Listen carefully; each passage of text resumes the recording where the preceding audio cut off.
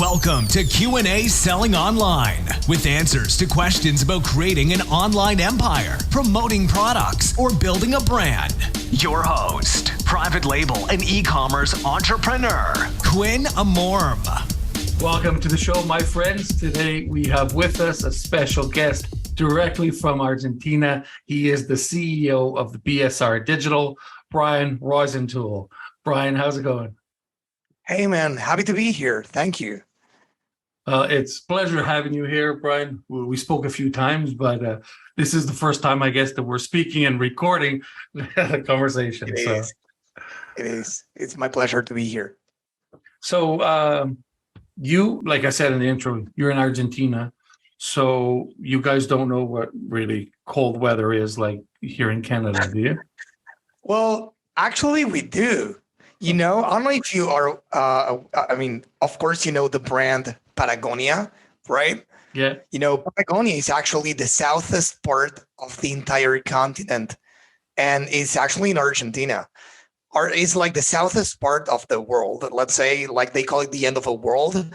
So it gets pretty cold down there, but I'm like in the middle of the country, so it's not that cold here. Nice. So, Brian, besides BSRdigital, I know you also have a podcast, Fit Growth Machine, correct? Exactly. Yeah, that's right. Cool. So how long have you been podcasting for? A little bit more than a year. I really enjoy the conversations with fellow, marketers, e-commerce founders, directors, book authors, and many other personalities to discuss e-commerce growth. It always fascinates me. Perfect. Yeah. So a year is actually in podcast time. It's a lot of time. From what I hear, the stats are that most podcasts die after 3 months. The majority, I think it's like 80% or more.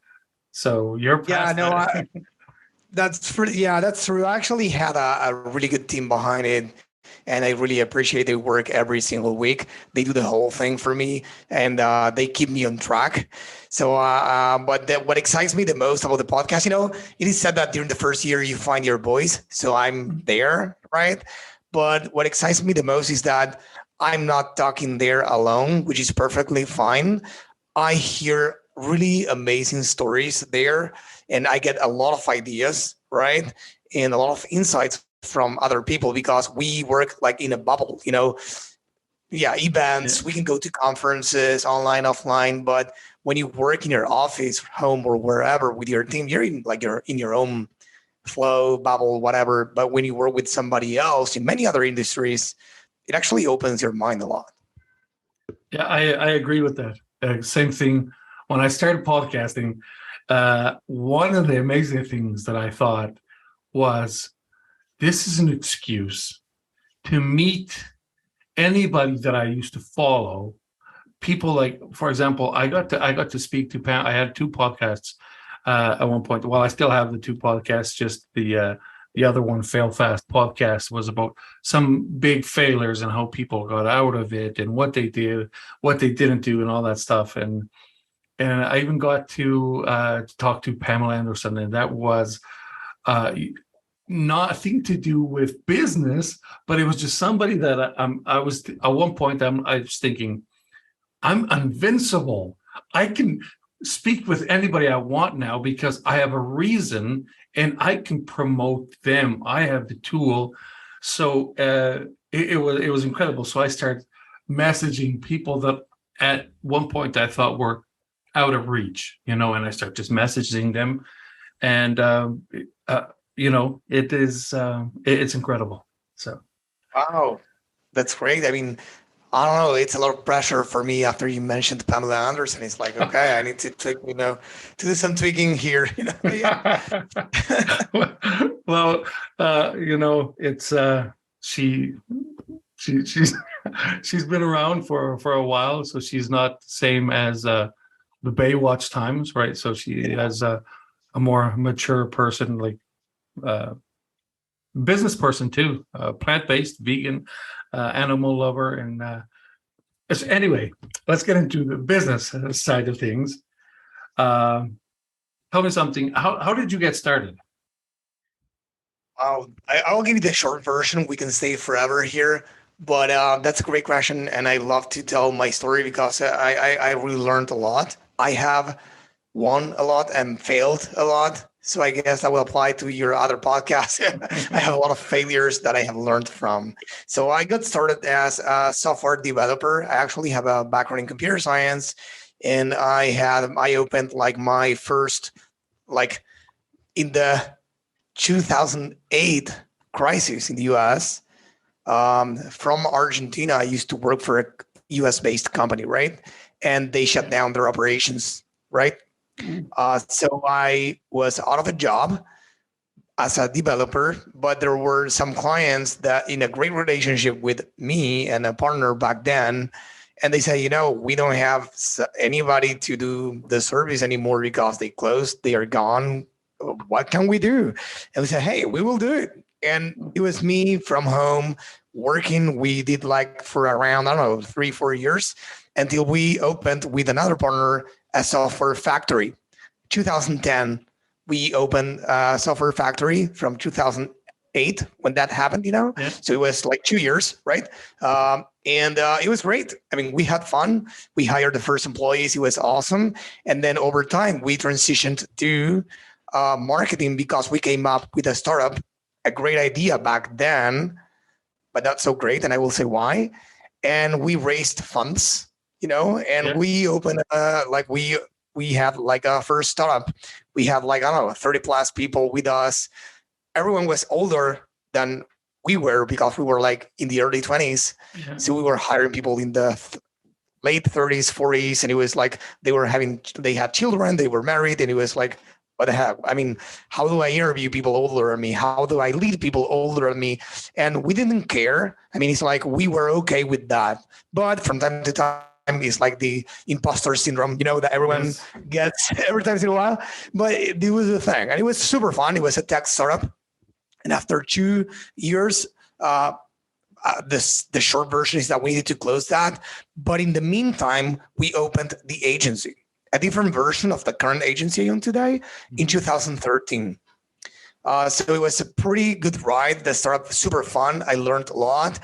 But at the same time, we opened the agency with another partner because my partner and I, we were both in that startup. So with the third partner, we opened the agency because we were identifying that something called Facebook and not Instagram back then was really hot in 2011, 12. And then in 2013, we opened like the office for the agency in parallel.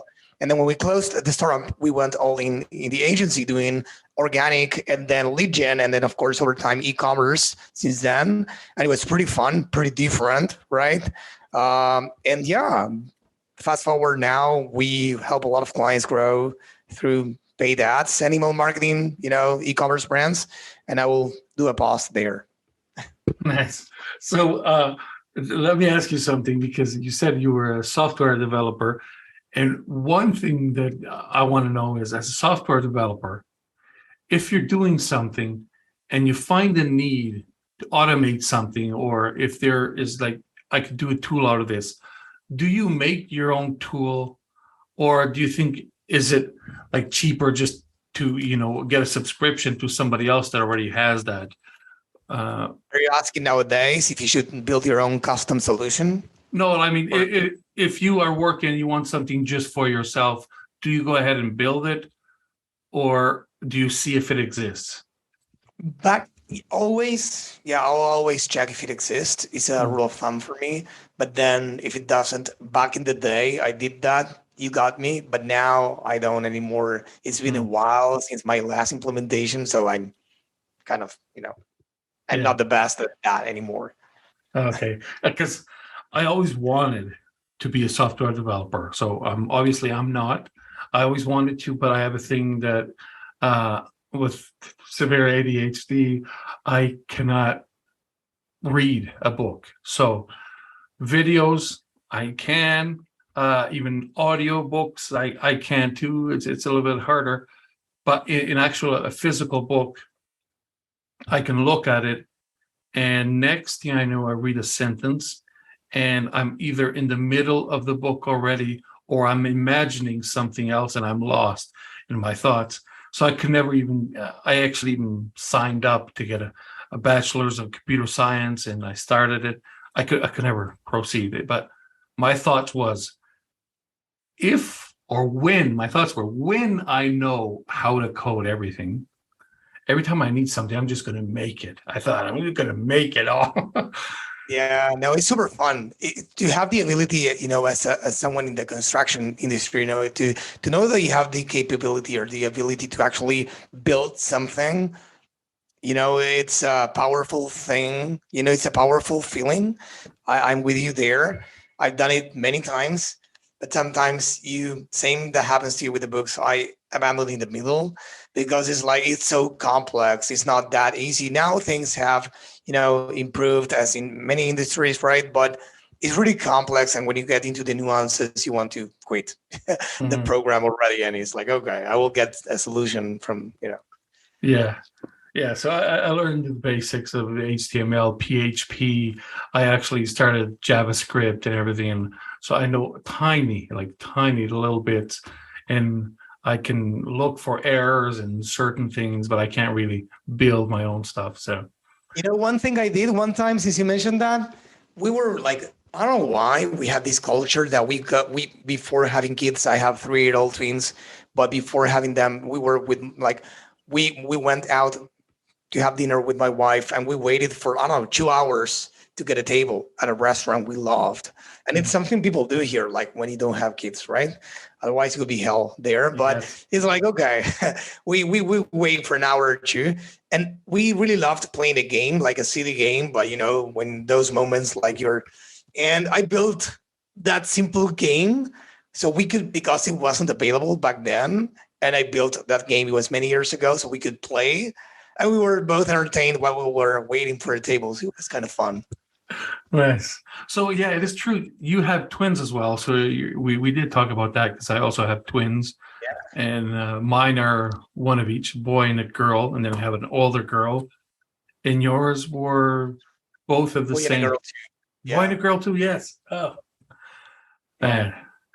Wow. So yeah. And we're still here, and we are still alive.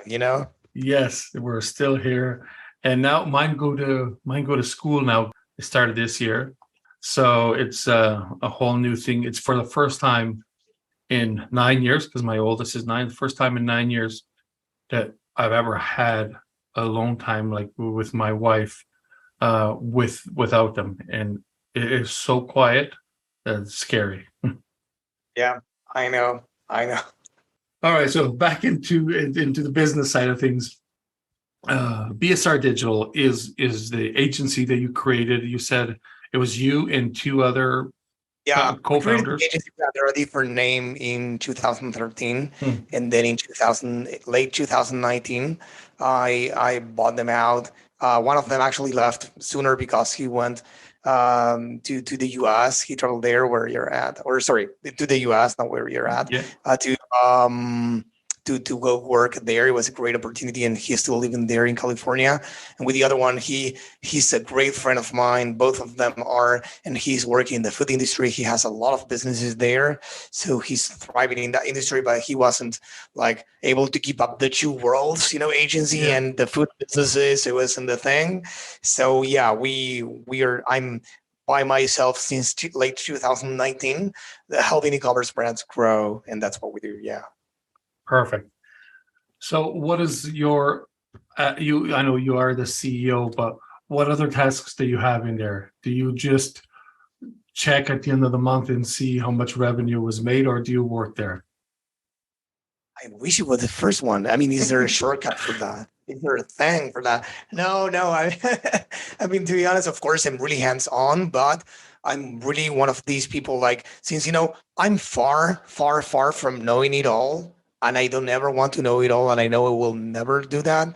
But I have learned a lot of things from my big failures and my big successes over my career, because I have been an entrepreneur. I mean, I have worked for myself and for my clients, right? I don't have a boss. I have many, my clients, but since 2008, right?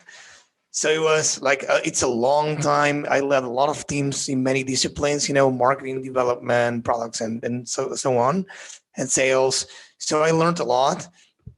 And I'm still learning and wearing different hats in the business, but over time, I learned, and it's pretty important, right? How to delegate, right? Sometimes it can backfire, and sometimes it's okay. It will happen, but I need to fix what's broken, and try again. But I do delegate many parts, so I'm not in the weeds as I was in the first few years. But I'm still pretty hands-on with the strategy. I love the strategy. I love talking to the team. I love talking to the clients, but it's not needed for me to do it. So that's probably the shortest answer. Okay, yeah, it's the right answer, or I mean, in my point of view, because I I don't think the CEO that just shows up at the end of the month to see what the profits were is actually a CEO. They have to uh, follow the operation, right? That's what it is. And I personally, as the CEO of my own company, there are things that I love doing, and I know that I'm good at, so I do them because it's very hard for somebody to delegate something that they know they are very good at, and so I just go ahead and do it. And it's although I have people that are in that position to do certain things, but it's yeah, if you like something, just go ahead and do it because it makes you happy, right? At least in my case, it does. So Yeah, and something about the early days of my career, or in every step, fear is present. At every stage of the way when you're an entrepreneur, right? And the things that you don't know how to do, because you want to lead the company, but you add new services, or you change. I changed from being a software developer, and all of a sudden I was leading a tech company, but more focused on the marketing side of things. And then when I went working to the agencies, it was like, hey, am I working? I'm not coding, any lines, any program. So what am I doing? Am I really sitting down with clients to talk about how many shares or likes that those posts, I don't know, that month had? And it was like, is this work? And it's scary at first, but you learn that with the right team, you don't need to know to do it. I mean, you don't need to know how to do it all. You just need to lead the way and lead from the front and be supported with them and with the clients too.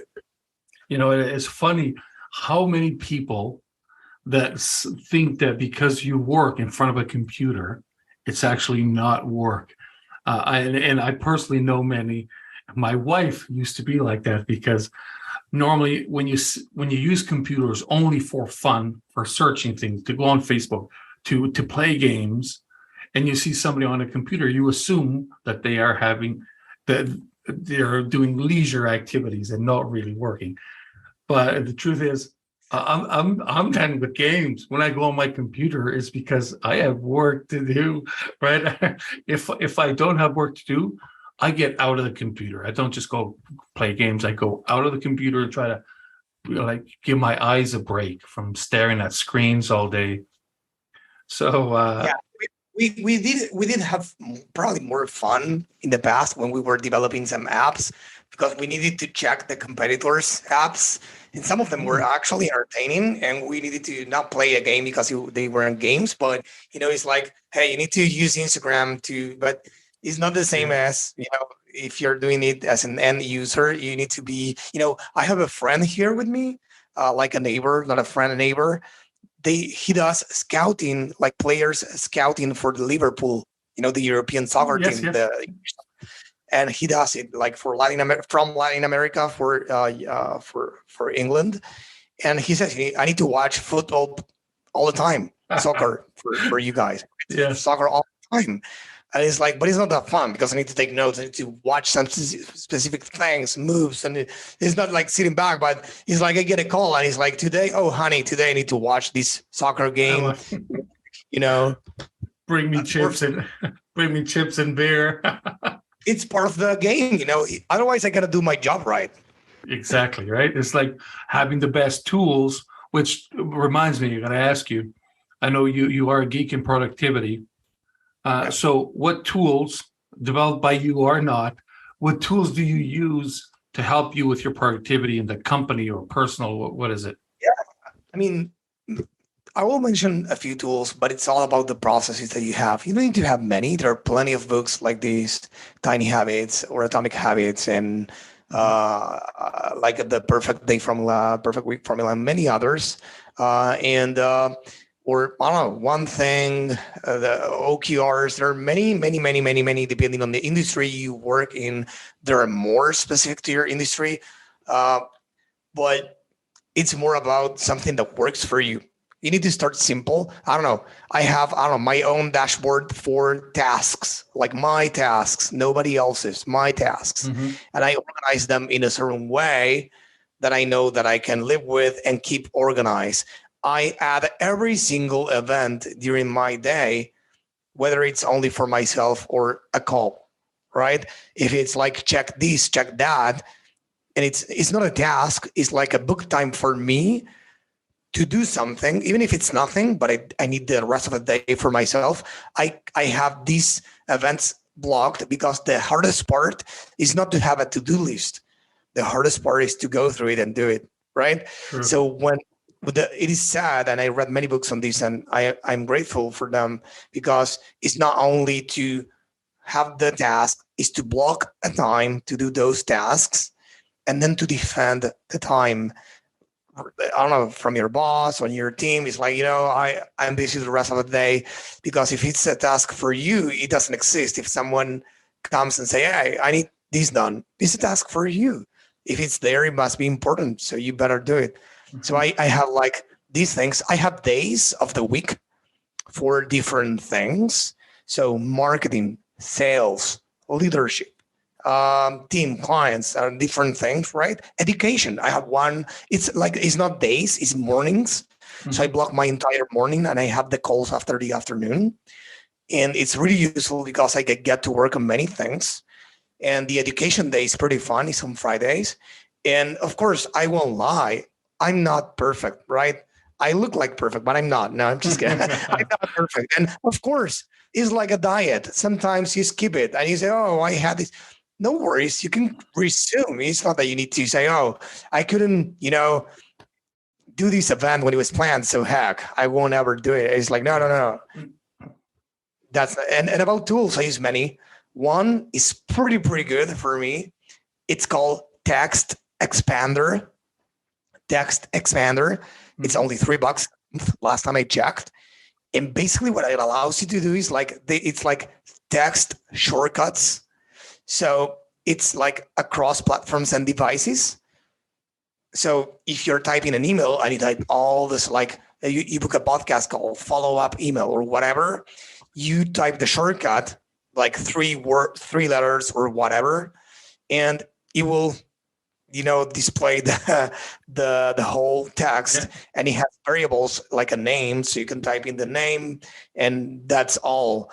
It can be whatever you want, right? You can use it for many things, but the key is to use it for every repeat text that you write, because we all write the same thing over and over, even chunks of text, not the entire email. So for example, whenever I say, hey, I hope this email finds you well, I have like FYW, and it will display that. Or get availability. As a developer, I had like the get availability is like, hey, why don't you tell me your availability? Or if it's easier for you, feel free to grab a time that works for you using this link and whatever. That's a great thing, because you write one small piece of text and you know that you will display many things.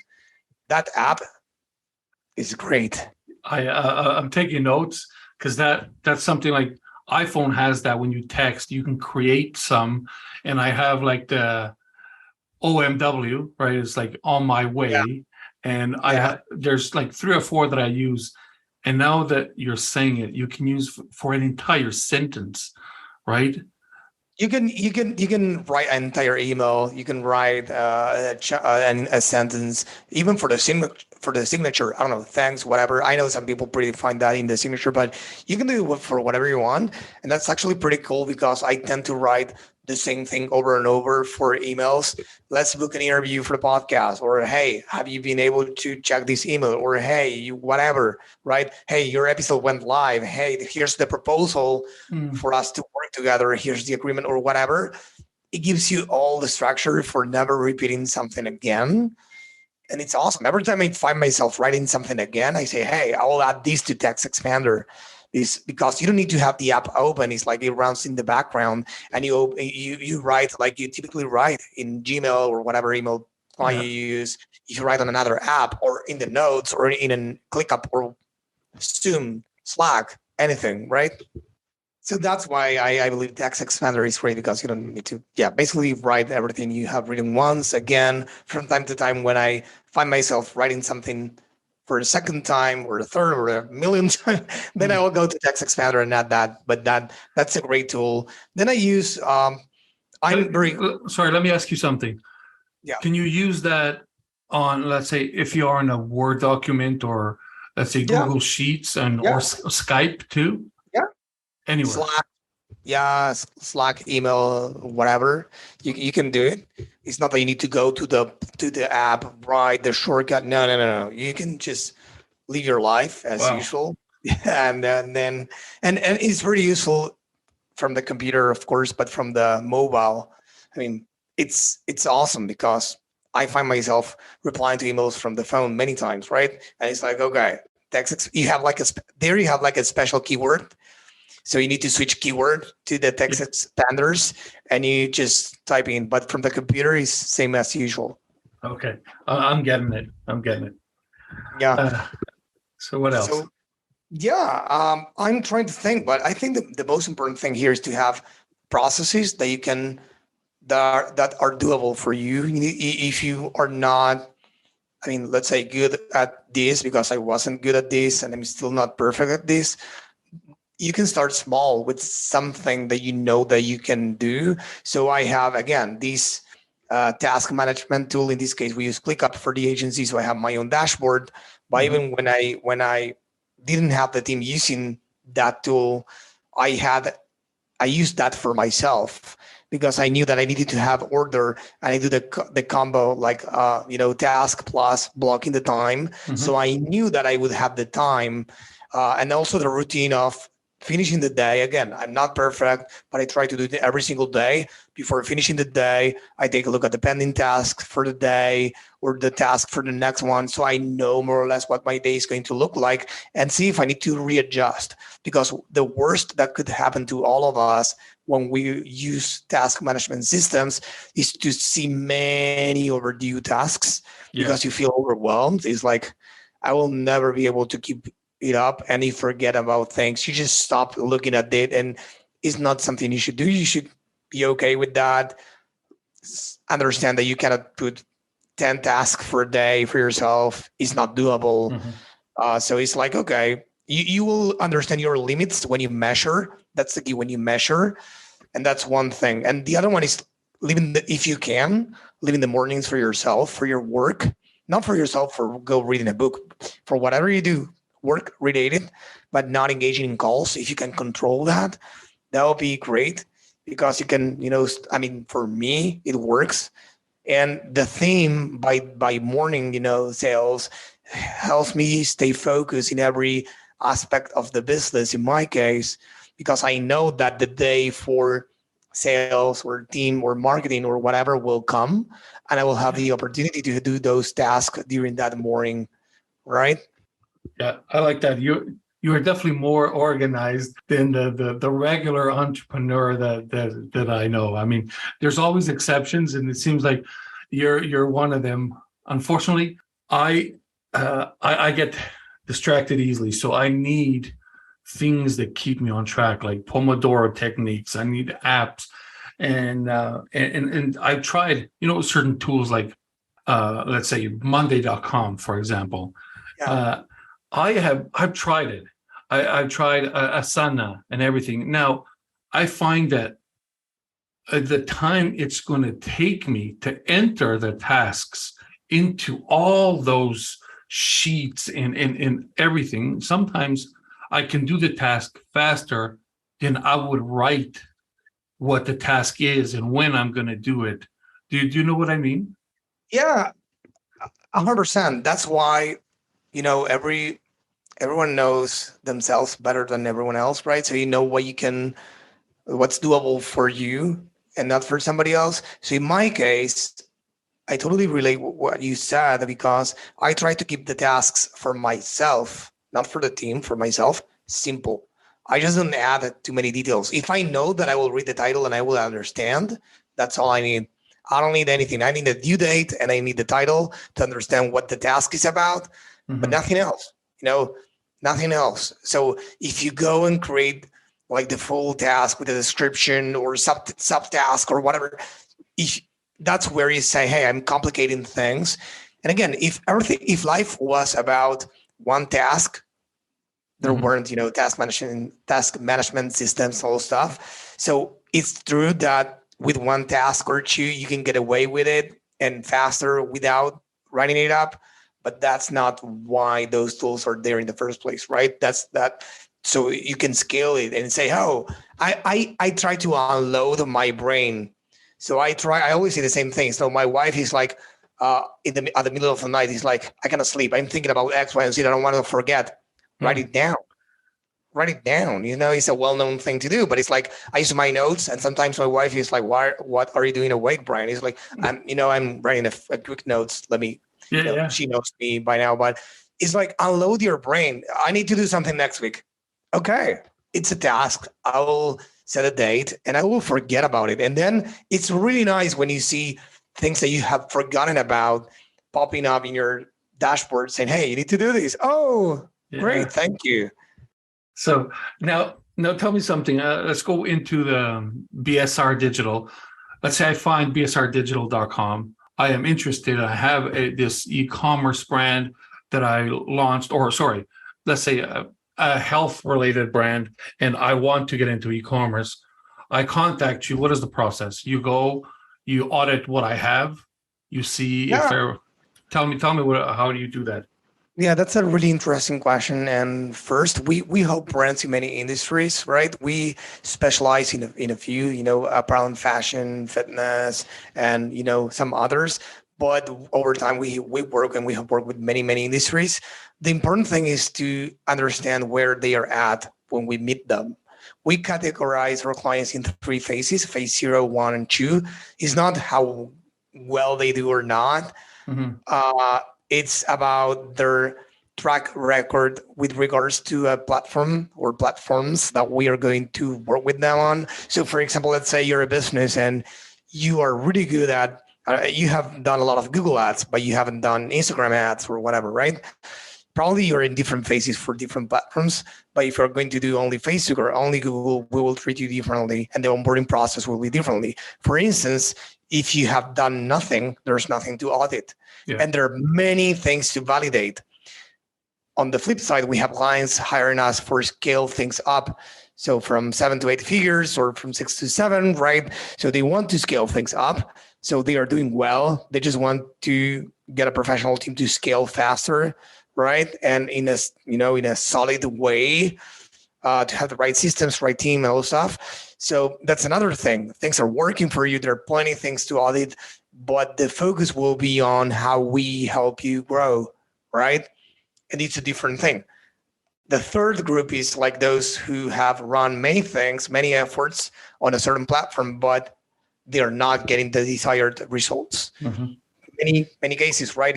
You get companies all the time saying, hey, Google Ads is not working, Facebook Ads is not working, and many others, right? So what we do is to do an audit there because we do have something to audit. We try to understand why it's not working. We need to propose certain tweakings in everything that needs, to be tweaked to start working well. That's the main thing. We take like around 2 weeks, which is super fast, to analyze a lot of things, what your competitors are doing and many other things. And basically we will give you a proposal on what the next steps are. We build 90-day roadmaps, we call them, because we don't believe in the overnight success, right? We don't want that. And we wish everything was easy, right? But by now I think many companies know that, or all of them. So we do a plan and say, hey, you come to us with a problem, we try to offer a solution, but hey, you don't know who to target. You don't know the message that will resonate the best among your audience. You don't know the visuals that will resonate the best, not only the written message. Probably the landing page is off and needs some tweaking and optimizations, or probably the process, the funnel doesn't make sense. Probably the natural way for people to do this or to buy from companies like yours is X, and you're overcomplicating things, or probably the offer is not good, or the pricing. So there are many variables. The more variables the business knows or are clear on, the easier and faster our job is. That's the phase one, let's say, of working with us. You know what? There's something you said I really appreciate when somebody, let's say, that's going to run ads goes and sees the whole brand. Often, my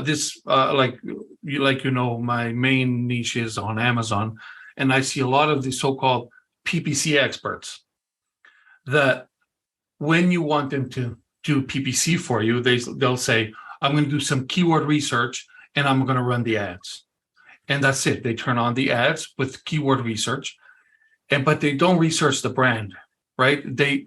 Because where the client that searches for a Bluetooth speaker clicks on your PPC and lands on your product, if the images suck, the title sucks, the bullet point sucks, there's no information, the ad doesn't convert, and that PPC expert should have said, listen, I'll run your ads, but this listing has to be better and you got to change this, right? Same as if I tell you, I want you to run ads for me and go to this page, www.something.com, and it's a terrible page, you are not going to be successful, right? Because my page is terrible. Yeah, so I learned this back in the day as a developer or as an analyst, computer scientist, because we back in the day, we did the same thing. We didn't go straight to writing a piece of code. Mm-hmm. We actually planned on paper. We did a lot of, they have a name, but it doesn't matter right now, like flows, like diagrams, right? There are different diagrams, sequence diagram, flow diagram, many others, to actually design a software.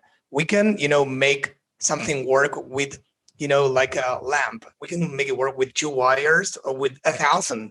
Yes. But it's not the same efficiency and it doesn't scale. The same in software, or the same as task management. As you said before, you can get away with the simple stuff, but then it doesn't scale, right? So the thing here is that you need to. Back in the day, I learned how to ask questions. What matters that you need to analyze on paper, and I truly saw back in the day that things done in the wrong way don't scale. Mm-hmm. And sometimes, of course, as you learn, you make those mistakes too. And that's fine. You're learning, right? And back in the day, I learned that. So in this case, it's the same thing. You're not running ads. Those days are gone. You're trying to amplify the message for a business and get them to maximize the results, wherever those are, getting more sales, leads, awareness, etc.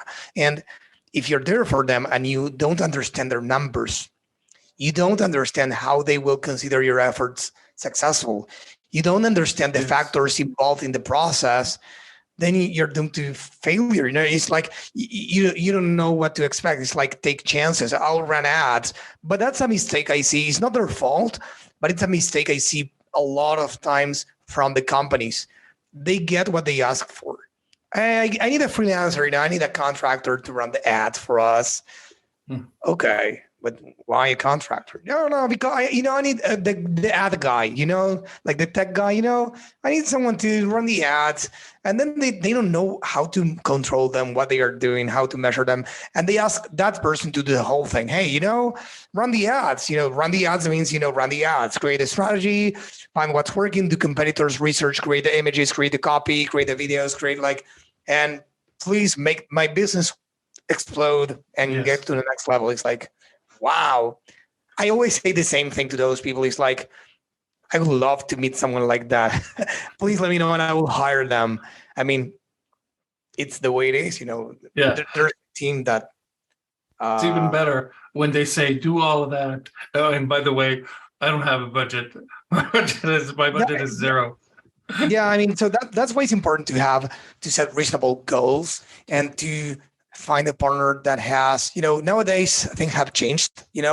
Running ads, if you told me a few years ago, with some little tricks and tactics, you could get away easier than today.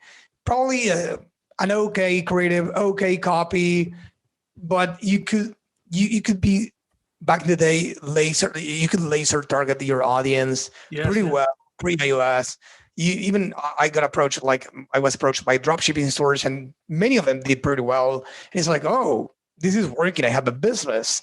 And then of course last year and this year is like, okay, what's going on? I'm not doing well because some businesses, they actually don't have a business. They haven't built a brand.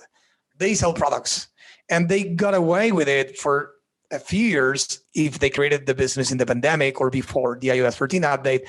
And now they need to level up the marketing to connect with their audience. We talk about this all the time in the podcast. It's like leveling up the marketing, the branding, be there for your community, build a community, build partners. It stand for something, it's like people don't buy products anymore. They buy experiences, right? Mm-hmm. So yeah, long story short, it's really important to build a brand properly and to find the right partner. Yeah. Cool. I remember like the days when you said where you could hyper target somebody, and there were points where you could actually target a person, and then because Facebook changed things since, but there was a way where we could do, for example, Facebook always said you're not allowed to target one person. You have to have an audience of at least X amount of people. So we could upload a list. Let's say we needed to upload a list with 100 contacts, okay? And you wanted to target this one person. This can't be done anymore. So for everybody listening, don't try this. But you would upload a list of 100 people in there. And you put 99 female and then 1 male. And then you run the campaign, but you say that you only want to target male. So the Facebook algorithm could only target one person because that's all they had in that list. And then when they figured that out, that's against their terms. So they made a way that you can't do that anymore. But if I wanted to create an ad just for you, Brian, I would put you in a list of 100, 200, 300 people that are female, and then run my ad to that list, but only target male. So yeah, that's good. And nice for you. Yeah, but that was right at the beginning. And so I know we're running short on time. So tell me, we already mentioned that BSR could be found at BSR.com, but before you go, what does BSR mean? Because in my world, it means bestseller ranking. Yeah, I know. It's my name, my full name. Oh, okay, got it. Yeah, I wasn't super creative when I thought about the name. So I'm considering doing a rebranding, but then I joined this agency mastermind a few years ago. Jason Swank's mastermind. Shout out for Jason, he's great. And we all agree that like agency owners, name doesn't matter. Yeah. I mean, it's not that it doesn't matter, but another tip, for the audience, if anyone is looking to start their first business, is imperfect is fine. And you need to stop the analysis paralysis and say, I want to have a perfect website. I have to have a perfect name. It's like, you won't have a perfect anything before you launch and you get feedback from anyone. So it's better to launch something, get feedback and iterate, right? So yeah, that's the long answer to your question. Yeah. You know what the number one thing is that I see people struggling with before starting, it actually bothers me, is that their logo is not beautiful enough, not fancy enough. And, I often think, like, did you ever see Nike has a check mark? They're one of the best known brands in the world. It's a check mark, right? Like certain brands, like, look at it, Amazon, right? It's the word Amazon, and there's an arrow underneath it. You don't have to overthink things and make, if you're your brand is you make wood products. Your logo doesn't have to be an entire forest full of trees and axes and chainsaws, right? Just it's not about the logo, it's about the meaning behind it. It's about what you build for your brand, So if you want to build a brand, you don't want to build a logo, you want to build a brand around it. The logo could be, as you said, anything. It could be a word, it could be the name of your brand, even. yeah. But it's the if you allow me like one more minute, it's like Yes. the branding. There's a recent report that the coach at Ecommerce Fuel, one of the biggest e-commerce communities in the US for e-commerce brands, they built a report around the stats for 2022 versus the other ones. I can send you the link, and it could be in the show notes if you want. It's a very interesting read for everyone in the industry. But one of the key things it says about this is that the main differentiator, the main differentiator between the top performing e-commerce brands versus the rest of them was the branding element, not the ROAS, not anything else. It was a branding element.